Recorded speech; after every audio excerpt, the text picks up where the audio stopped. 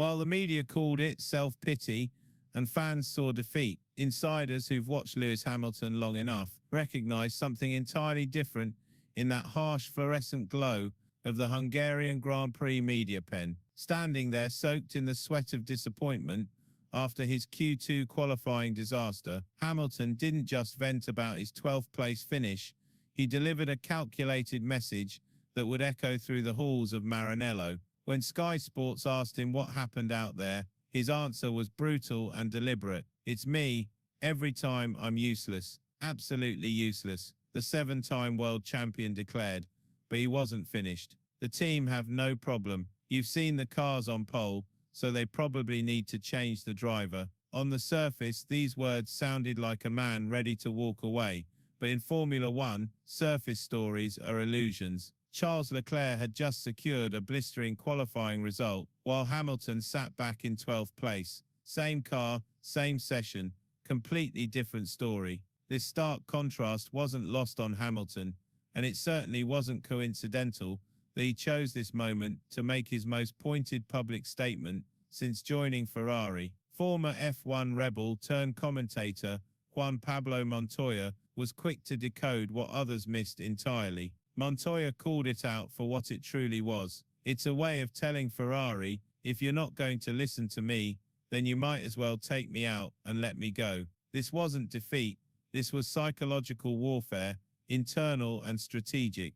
Hamilton was lighting a fire in Maranello and watching to see who would scramble to put it out, because he didn't join Ferrari to become another cog in the Scuderia's tradition machine. Montoya laid the deeper issue bare with surgical precision. The big thing here is Lewis is not getting the attention he wants, and they're not paying attention enough to him for what he's pushing for. What Hamilton is pushing for represents nothing less than complete transformation, not just in race performance, but in philosophy, in how Ferrari thinks, plans, and evolves. But Ferrari doesn't evolve, Ferrari entrenches. "I think Ferrari is very structured in the way it does things," Montoya explained. "This is our way, and accept it." Hamilton has been bred in the sharp efficiency of Mercedes, where "what do we need to do to win" serves as the religion, not tradition, not hierarchy, not pride. Now he finds himself in a team where politics isn't a nuisance, it's the primary language of operation. There is a lot of tradition in Ferrari, and a lot of politics in Ferrari, Montoya noted with characteristic directness, and I think Lewis is more used to Mercedes's outlook. "It's not about politics, it's about results at Mercedes."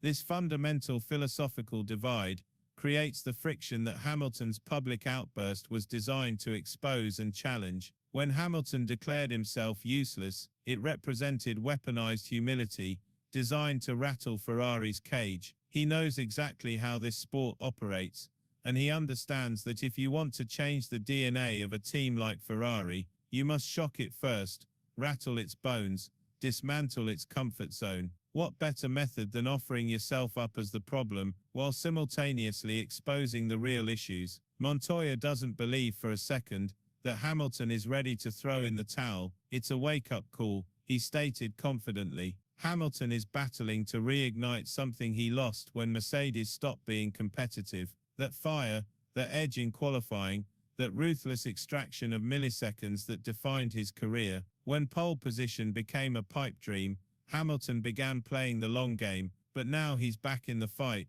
and Ferrari isn't providing the necessary tools. In the last couple of years, when the Mercedes stopped being really good, I think he backed off in qualifying, because there was no need, Montoya explained with insider knowledge, and I think to get it back is really difficult. But difficult has never meant impossible for Hamilton, and his recent performances suggest the magic still simmers beneath the surface, waiting for the right conditions to fully emerge. Hamilton hasn't reached the podium yet with Ferrari, but 3 P4 finishes and a sprint win in China aren't nothing. They're a heartbeat, a signal, proof that under optimal conditions, the championship winning capability remains intact. However, magic requires more than hope.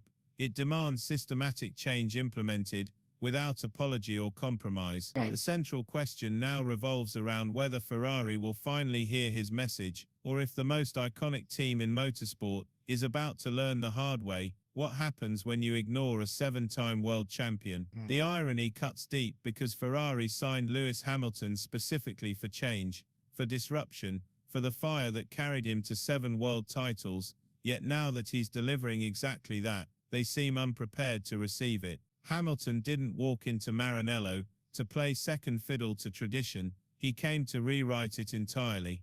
Montoya's insights peel back the layers of this escalating tension, revealing an internal war not between teammates, but between competing ideologies. Hamilton is calling out the Ferrari ethos at its core, essentially communicating that your way doesn't win, a line that cuts particularly deep, because Ferrari's way represents Enzo's way, political, patriarchal, passionate, but also fundamentally stuck.